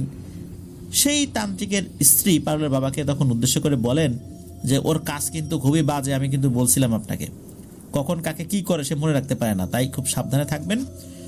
তো পারুলের বাবা প্রসঙ্গত তাকেও বিষয়টা খুলে বলেন। সবকিছু শুনে তান্ত্রিকের স্ত্রী পারুলের বাবাকে বলেন যেহেতু তিনি 7 দিন এটা করতে বলেছেন সেহেতু 7 দিন করে দেখেন, কেননা তার স্বামীর ঔষধ নাকি ব্যর্থ হয় না, পরীক্ষিত। এটাও ওই তান্ত্রিকের স্ত্রী বলে দেন। সমস্যা হলো তিনি প্রবলেম যদি একবার বাদিয়ে ফেলেন এটা সমাধান দিতে পারে না, এটাই হলো সমস্যা। ভুলে যান কাকে কি ধরনের তন্ত্র করেছেন। তো পারুলের বাবাও কিছুটা নিরাশ মনে বাড়িতে এসে পারুলকে কাজ চালিয়ে যেতে বলেন। এভাবে 6ষ্ঠ দিন পার হলে রিপেল চাকমাকে আর পথে ঘাটে দেখা যায় না। 7 দিন অতিবাহিত হয়ে 8ম দিনে রিপেল চাকমা খুব সকাল থেকে পারুলের বাড়ির সামনে এসে হাজির। সে দূর থেকেই পারুল চাকমাকে ডাকতে থাকে। রিপেলকে দেখে পারুল আর তার বাবা মনে মনে খুশি হয়ে এইবার তাকে ইগনোর করতে থাকে। এলাকাবাসীকে উল্টো জানায় যে রিপেল এই বাড়িতে এসে জ্বালাতন শুরু করে দিয়েছে। এলাকাবাসী রিপেলকে প্রাথমিকভাবে বুঝিয়ে বাড়িতে পাঠিয়ে দেয়, কিন্তু সন্ধ্যায় সে আবার এসে হাজির পারুলের বাড়ির সামনে। তার ভাষ্য সে পারুলকে একটু দেখেই চলে যাবে। হলোও তাই। সে পারুলকে একটু দেখে আবার কারোর সাথে কথা না বলে নিজের মতো করে বাড়িতে চলে যায়। তখন পর্যন্ত তার চাল চলন পোশাক সবকিছু ঠিকঠাক ছিল, কোনো সমস্যা ছিল না। কিন্তু 2-3 দিন পর থেকে রিপেল পারুলকে কেবল দেখা নয়, তার সাথে কথা বলা ছাড়া ওই জায়গা ত্যাগ করতো না। স্বাভাবিকভাবেই রিপেলের বন্ধুরা বিষয়টি তার মা বাবাকে জানায়। তারা তাদের ছেলেকে বুঝিয়ে শুনিয়ে বাড়িতে নিয়ে আসে তো বটেই, কিন্তু একটা নির্দিষ্ট সময় অন্তর রিপেল পারুলকে না দেখলে বা তার সাথে কথা বলতে না পারলে সে যেন কেমন অস্থির হয়ে যেত। রিপেল চাকমার মা বাবা বিষয়টি ছেলের দুর্বলতা ভেবে উড়িয়ে দেন, কিন্তু একটা সময় বিষয়টা তীব্রতর হয়ে দাঁড়ায়। রিপেল প্রতিদিনই পারুলকে না দেখে থাকতে পারত না। বিষয়টি রিপেলের পরিবারের অন্য সদস্যদের মনে বেশ সন্দেহের সৃষ্টি করল, আর তারা সেটা নিয়ে তাদের পূর্ব পরিচিত টুকটাক কবিরাজি জানে এমন এক মানুষের শরণাপন্ন হন। তো তিনি বিষয়টা নিয়ে তদারকি করেই জানতে পারেন যে রিপেলকে কালো জাদু করা হয়েছে।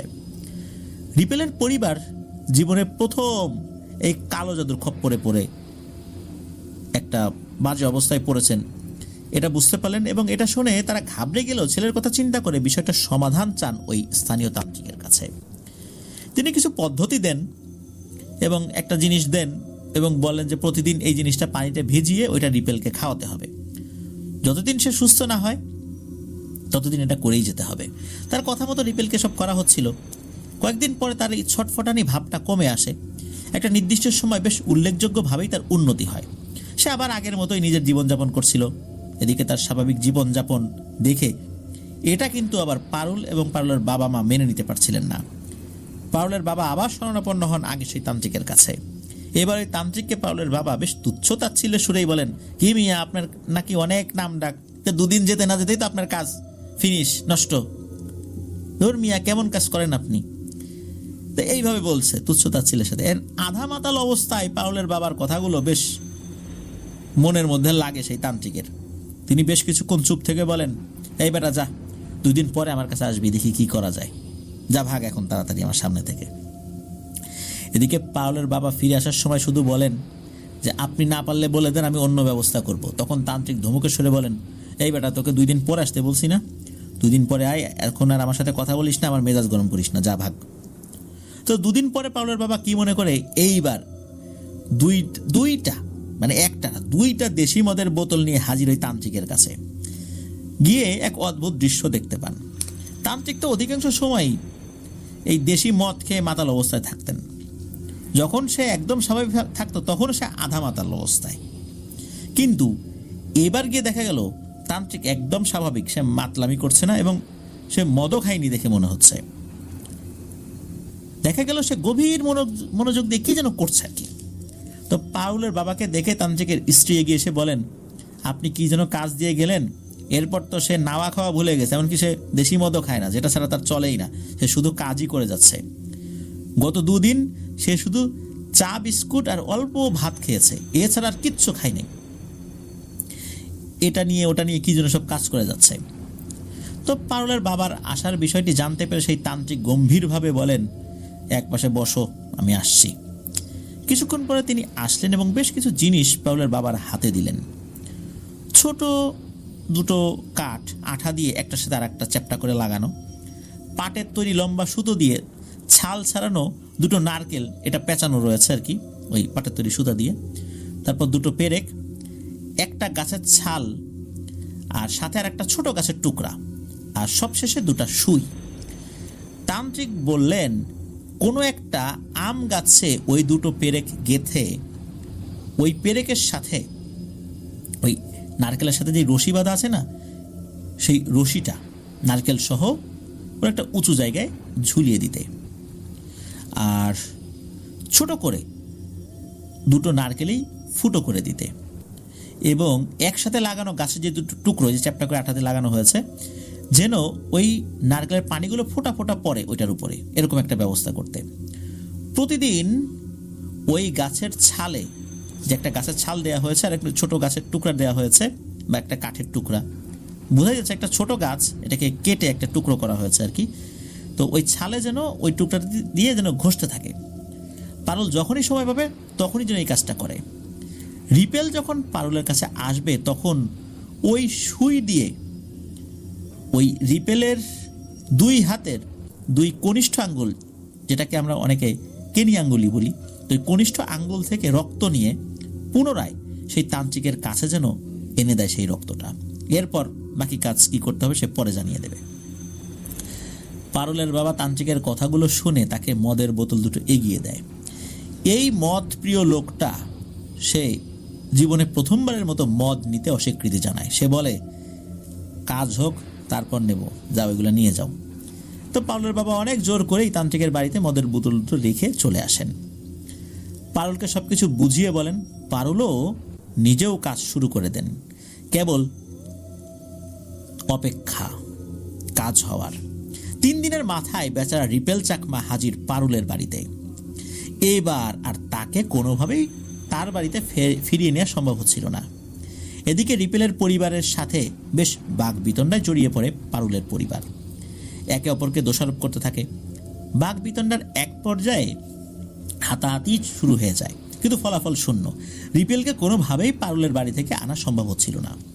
উপায়ন্তর না দেখে রিপেলের পরিবার তাদের সেই পুরনো তান্ত্রিকের শরণাপন্ন হন। এবারও তিনি যথেষ্ট তদবির করেন, কিন্তু বিশেষ কোনো কিছুই কাজ হয় না, বা কোনো কাজ বাস্তবে দেখা যায় না। আর এরই মধ্যে পারুল তাদের তান্ত্রিকের কথা মতো রিপেলের 2 হাতের 2 কনিষ্ঠ আঙ্গুল থেকে সেই মন্ত্রপুত সুই দিয়ে রক্ত নিয়ে সেই তান্ত্রিকের কাছে পাঠায়। তান্ত্রিক মন্ত্র পড়ে নতুন 2টো সুই দিয়ে দেয় এবং ওই তান্ত্রিক বলেন যে ওই যে গাছের ছাল, তাতে পারুলের 2 ফোঁটা রক্ত দিয়ে ওই সুইগুলো তাতে ঘষে রিপেলকে টানা 7 দিন ফুরে ফুরে 1 ফোঁটা করে রক্ত বের করতে। সেই অনুযায়ী কাজও চলছিল। তার মানে ওই সুই দিয়ে আবার রিপেলের রক্তটা বের করতে হবে। আর বেচারা রিপেল পুরোপুরি পারুলের কাছে জিম্মি হয়ে যায়। পারুল যা বলতো রিপেল কোনো সারা শব্দ না করে সেটাই করত। সারাদিন নিজের কাছে রেখে সন্ধ্যায় রিপেলকে বাড়ি পাঠিয়ে দিত পারুল। মানে পারুল যদি অনুমতি না দিত তাহলে কোনোভাবেই রিপেল বাড়িতে যেতে পারতো না। এদিকে পারুল তাকে বিয়েও করছিল না, তাকে মুক্তিও দিচ্ছিল না। একটা জীবন্ত পুতুলে পরিণত করেছিল রিপেলকে। তবে অদ্ভুত ব্যাপার হলো, শুধু পারুলের প্রতি তার আগ্রহ ছাড়া অন্যান্য সব কিছু, চলনে বলনে পোশাক আশাক সব কিছু কিন্তু স্বাভাবিক ছিল। কোনো অস্বাভাবিকতা ছিল না, কোনো পাগলামি ছিল না। শুধু সে পারুলের ওই বিষয়েই পাগল ছিল, তাছাড়া সব কিছু ঠিকঠাক। তো পারুলের সমাজের লোকেরা পারুলের বাবাকে বলেন যে এই ছেলে মেয়ে দুটোকে বিয়ে দিয়ে দাও, এভাবে চললে তো কেমন দেখা যায়, সমাজ বলে একটা কথা আছে না। এদিকে রিপেলের পরিবার তাদের চেষ্টা চালিয়ে যাচ্ছিলেন যে কোনোভাবে রিপেলকে যেন স্বাভাবিক করা যায়। তারই ধারাবাহিকতায় তারা আরও একজন বড় তান্ত্রিকের কাছে যান। তান্ত্রিক বিষয়টা নিয়ে বেশ তদারকি করে জানতে পারেন এক অদ্ভুত ভয়ঙ্কর ব্যাপার। রিপেলের শরীরের সমস্ত রক্তই নাকি ভয়ঙ্করভাবে দূষিত হয়ে গেছে। তবে রক্ত পরীক্ষা করে এখন সেটা বোঝা যাবে না, এটা আরও পরে বোঝা যাবে। এটাই হচ্ছে জাদুর একটা লক্ষণ, যে সাথে সাথে সেটা বোঝা যাবে না। এমন সময় বোঝা যাবে তখন আর কাজ করা যাবে না বা সুস্থ করার কোনো উপায় থাকবে না। আর তান্ত্রিক এটাও বলে দেন এখন রিপেলকে পারুল থেকে আলাদা করা অসম্ভব, কারণ এর মধ্যে এমন কিছু বিষয় ঘটে গেছে যার ফলশ্রুতিতে রিপেল আর কখনোই পারুল থেকে আলাদা হতে পারবে না। কেননা রিপেল চাকমার শরীরের রক্তের প্রতিটা ফোঁটায় দূষিত কালো জাদু একদম ভালোভাবে মিশে গেছে। এদিকে এই সময়ের মধ্যেই খাগড়াছড়ি সদর হসপিটালে ঘটে যায় আর একটা ঘটনা। খাগড়াছড়ি সদর হসপিটালে নিশু চাকমা নামে এক নারী রোগীকে রক্তদান করে রিপেল। আর ওই নিশু চাকমাকে কিন্তু রিপেল চিনত না। আর তাতেই নিশু চাকমার শরীরে প্রবেশ করে রিপেলের দূষিত কালো জাদু মিশ্রিত রক্ত। পারুল চাকমার সাথে কিন্তু পরিচয় নাই এই নিশু চাকমার। এরপরে কিভাবে যেন এই নিশু চাকমা পারুলকে খুঁজে বের করে। এলাকায় তো চাঞ্চল্য ছড়িয়ে পড়ে। পারুলের থেকে বয়সে বড় এক অসুস্থ নারী পারুলকে ছাড়া কিচ্ছু বুঝতে চায় না। পারুল বলতে সে পাগল, দুইজনই মহিলা। রিপেল চাকমার মতো নিশু চাকমা নিজেও পারুলের বাড়িতে অবস্থান নেয়, সে কিছুতেই এই পারুলের বাড়ি ছেড়ে যাবে না। পরে জানা যায় যে উনি সেই রোগী যাকে রিপেল রক্ত দিয়েছিল কয়েকদিন আগেই। নিশু চাকমার পরিবার বিষয়টার কোনো কুল কিনারা করতে পারছিল না যে হলোটা কি হঠাৎ করে। এই মেয়েটা পারুলকে চেনেই না, তাকে খুঁজে বের করে কিভাবে এই পারুলের প্রতি দুর্বল হয়ে গেছে। একজন মেয়ে আরেকজন মেয়ের প্রতি দুর্বল হয়ে পড়লো, তাও কোনো পূর্ব পরিচয় ছাড়া। এটা কেমন কথা? এটা তো খুবই অস্বাভাবিক ব্যাপার। এদিকে বেচারা রিপেল চাকমা হঠাৎ করে অসুস্থ হয়ে পড়ে, প্রচণ্ড জ্বর আর শারীরিক দুর্বলতা নিয়ে। এদিকে দুজন মানুষকে নিয়ে বেশ বিপদে পড়ে যায় পারুল চাকমার পরিবার। একদিকে রিপেল আর একদিকে নিশু চাকমা। নিজেদের কুচিন্তা বুমেরাং হয়ে নিজেদের ঘাড়েই চলে আসতে থাকে। সামাজিক পারিবারিক বিভিন্ন চাপের সম্মুখীন হচ্ছিলেন তারা। বিশেষ করে অসুস্থ রিপেলকে নিয়ে বেশ ঝামেলায় পড়ে যাচ্ছিলেন তারা, কেননা রিপেল পারুলকে ছাড়া থাকতে পারছিল না। এদিকে পারুল কিন্তু রিপেলকে বিয়ে করেনি, আবার নিশু চাকমাও পারুলের সাথে ছায়ার মতো সবসময় অবস্থান করছিল। সব মিলিয়ে ভয়াবহ একটা সময় পার করছিলেন তারা। উপায়ন্তর না দেখে পারুলের বাবা পুনরায় গেলেন সেই তান্ত্রিকের কাছে সমাধানের জন্য, কিন্তু বিধিবাম যথারীতি নেশায় বুধ হয়েছিলেন সেই তান্ত্রিক। আদৌ হুশে সে পারুলের বাবাকে চিনতেই পারছিলেন না। রীতিমতো অবাক হয়ে যান পারুলের বাবা। অনেক চেষ্টা করেও পারুলের বাবা সেই তান্ত্রিকের হুশ ফিরিয়ে আনতে পারেন না।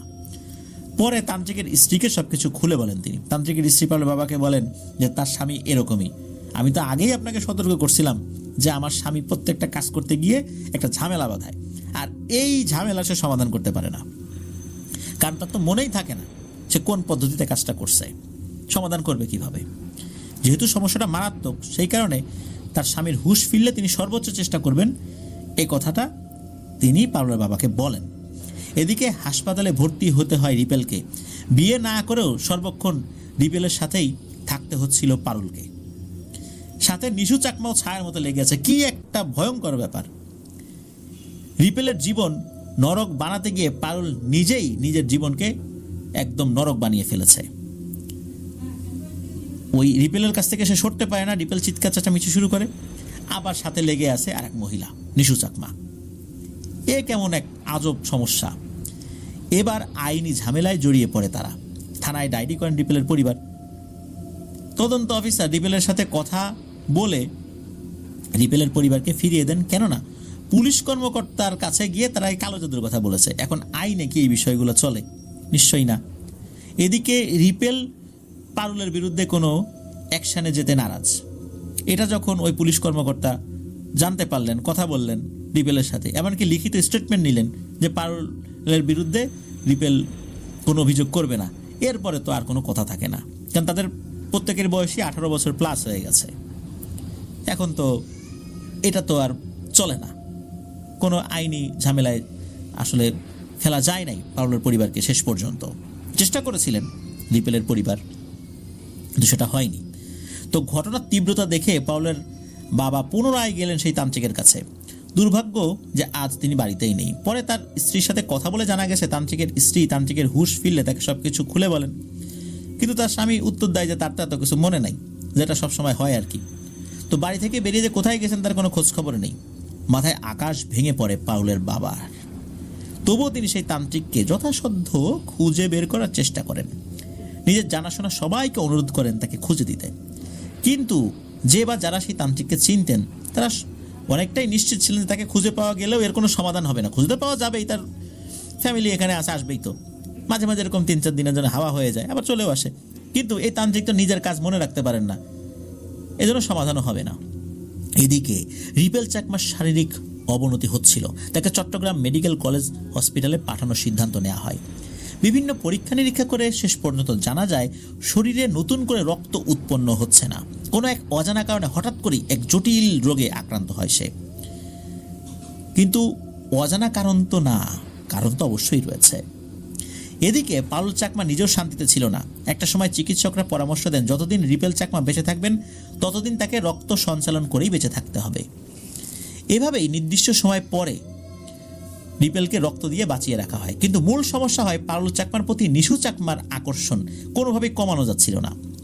বেশ কদিন পরে কালো জাদু করা সেই তান্ত্রিকটার সন্ধান পাওয়া গেলেও তিনি ঠিক মনে করতে পারছিলেন না যে আসলে কী ধরনের কালো জাদু তিনি করেছিলেন। তবে একটা কথা বারবার বলছিলেন যে রাগ করে যেহেতু কাজটি করেছেন, সুতরাং বিশেষ কিছুই উনি করেছেন, আর যেহেতু একটা জটিল সমস্যার উদ্ভব হয়েছে তাহলে ওই রোগী মারা যাবে, এটাই উনি বলছিলেন আর কি। এরকম উদ্ভট কথা শুনে পাগলের বাবা সেই তান্ত্রিক অনেক অনুনয় বিনয় করেন এবং নিশু চাকমার বিষয়টাও জানান। তখন আবার ওই মদ্যপ তান্ত্রিক বলেন যে এটা মনে হয় অন্যরকমের একটা কালো জাদু করছিলাম, কিন্তু কি করছিলাম তা তো জানি না। মানে একদম এলোমেলো কথাবার্তা তার। এখন ঝামেলা যেটা হয়, রাগের মাথায় পাউলের বাবা সেই তান্ত্রিকের গায়ে হাত তুলে বসেন এবং বলেন যে কোনো মূল্যেই সে যেন এই সমস্যার সমাধান করে। তিনটা জীবন বিপন্ন হতে চলেছে। এখন গায়ে হাত তুলে পারুলের বাবা তো চলে আসেন ঠিকই, কিন্তু সেই মদ্যপ তান্ত্রিক যান আরও ক্ষেপে। এবার তিনি পারুলের বাবাকেও কালো জাদু করে দিয়েছেন। কয়েকদিনের মধ্যে তার ব্যবসা বাণিজ্য ব্যাপক পরিমাণ ক্ষতিগ্রস্ত হয়। পরে পারুলের বাবা অনেক মাফটাপ চেয়ে তান্ত্রিককে অনুরোধ করেন। তান্ত্রিকের বউও তান্ত্রিককে খুব করে অনুরোধ করেন যে এই ঝামেলা করো না, খুব ঝামেলা হয়ে যাচ্ছে, ছেলেপেলেগুলোর জীবন বিপন্ন, তুমি এটা তুলে নাও। এখন তান্ত্রিক তো মনে করতে পারেন না, তার স্ত্রীর কথায় উনি রাজি হন যে ঠিক আছে এই সমস্যার সমাধান আমি চেষ্টা করব খুঁজতে, কিন্তু মনে তো করতে পারেন না। এইভাবে আজকাল করতে করতে 2007 সালের জুন মাসের 19 তারিখে রিপেল চাকমা মাত্র 31 বছর বয়সেই পাউলের প্রতি প্রবল আকৃষ্ট থেকেই মারা যায়। অমীমাংসিত হয়ে রয়ে যায় নিশু চাকমার পরিণতি। চট্টগ্রাম থেকে নিরুদ্দেশ হয়ে যাওয়া পারুল চাকমার বাকি জীবন নিয়ে, কারণ চট্টগ্রাম থেকে হঠাৎ করে পারুল চাকমা নাকি নিরুদ্দেশ হয়ে যায়। রিপেল চাকমার মৃত্যুর পর পারুল চাকমাকে তার পরিবার পুনরায় খাগড়াছড়ি নিয়ে যাননি, যার ফলশ্রুতিতে এই পারুল চাকমার অবস্থানটা জানা যায় না। তবে সেই তান্ত্রিক নিশু চাকমাকে পারুল চাকমা থেকে সরিয়ে আনতে পেরেছিলেন, তবে সেটা কিভাবে এনেছিলেন সেটা জানা যায় না। মানে পরবর্তীতে ওই নিশু চাকমাও সে তার বাড়িতে চলে যায়। এই ঘটনাটি মূলত এই পারুল চাকমার স্থানীয় চাচাতো ভাই, যিনি জয় বড়ুয়ার একজন কলিগের ঘনিষ্ঠ বন্ধু, এইভাবেই ঘটনাটি আসলে সংগৃহীত হয়েছে। পারুল চাকমার বাবা এখনও জীবিত আছেন, তবে উনি পাপের প্রায়শ্চিত্ত হিসাবে রিপেল চাকমার চিকিৎসার যাবতীয় ব্যয়ভার বহন করেছিলেন, কারণ ওনার আর্থিক অবস্থা ভালো ছিল। আর পারুল চাকমার বাকি 2 বোনের বিয়ে হয়ে যায়, আর পারুল চাকমার অবস্থান তার পরিবার থেকে স্পষ্ট করা হয় না, সে কোথায় আছে, কিভাবে আছে, তার বিয়ে হয়েছে কিনা। রিপেল চাকমার পরিবার একমাত্র ছেলে সন্তানকে হারিয়ে কালের নিয়মে একাকী জীবনযাপন করছেন, এখনও তারা জীবিত আছেন। প্রিয় লিসেনার্স, খুবই অদ্ভুত ব্যাপার, তাই না? রক্ত আরেকজনকে দেওয়ার মাধ্যম দিয়ে তার শরীরেও অদ্ভুত এক আকর্ষণ সৃষ্টি হয়ে যায়, সে নারী হয়েও নারীর প্রতি আকৃষ্ট হয়ে যায়। মূলত এই রিপেল চাকমার শরীরে যেই দূষিত রক্তটা সৃষ্টি হয়েছিল, যার ফলশ্রুতিতে রিপেল চাকমা পারুলের প্রতি আকৃষ্ট ছিল। আর এই রক্ত যখন নিশু চাকমার শরীরে যায়, সে নারী হয়েও এই পারুল চাকমার প্রতি আকৃষ্ট হয়ে যায়। এই ঘটনার অদ্ভুত ব্যাপার এটাই, কারণ ইতোপূর্বে এই ধরনের ব্যাপার আগে কখনো ওভাবে শোনা যায়নি। আমার বলা যতগুলো ব্ল্যাক ম্যাজিকের ঘটনা রয়েছে, এটাই সবচাইতে ডিফারেন্ট একটা জিনিস। প্রিয় লিসেনার্স, এর থেকেই বোঝা গেল যে রক্ত দেওয়ার ক্ষেত্রেও আমরা যদি নিশ্চিতভাবে বুঝতে পারি যে তিনি ব্ল্যাক ম্যাজিকে আক্রান্ত, তাহলে রক্ত নেয়ার ক্ষেত্রে অবশ্যই সতর্কতা অবলম্বন করতে হবে। আমরা রক্ত নেয়ার ক্ষেত্রে সাধারণত যে কাজগুলো করে থাকি সেটা হচ্ছে যে বিভিন্ন জটিল যে রোগগুলো রয়েছে সেগুলো স্ক্রিনিং করা হয়। ব্ল্যাক ম্যাজিকে আক্রান্ত কিনা সেটা তো আসলে বোঝা সম্ভবই না, কিন্তু আমি এটা বলছি যদি আমরা জানি যে উনি আক্রান্ত, তাহলেই শুধু এটা আমরা নিব না। আর এটা আসলে বোঝাটা খুবই কঠিন ব্যাপার, এটা কোনোভাবেই আসলে বোঝার উপায় বের করা যায় না। কারণ একটা মানুষ যদি অসুস্থ অবস্থায় থাকে, তার রক্ত প্রয়োজন, এখন যদি ব্ল্যাক ম্যাজিকে আক্রান্ত বলে আমরা তার থেকে রক্ত না নিই, বিষয়টা শুনলে মানুষ কি বলবে এই চিন্তা করে হয়তো আমরা নিয়ে নিই। তবে এই ধরনের ঘটনা খুবই রেয়ার। আশা করছি যে এই ঘটনা শোনার পর আপনাদের হলের লিসেনাররা এই বিষয়ে সতর্ক থাকবেন। আর আমিও যেহেতু বিষয়টা নতুন করে শুনলাম, ইনশাল্লাহ ভবিষ্যতে আমিও এই বিষয়টা নিয়ে সতর্ক থাকবো।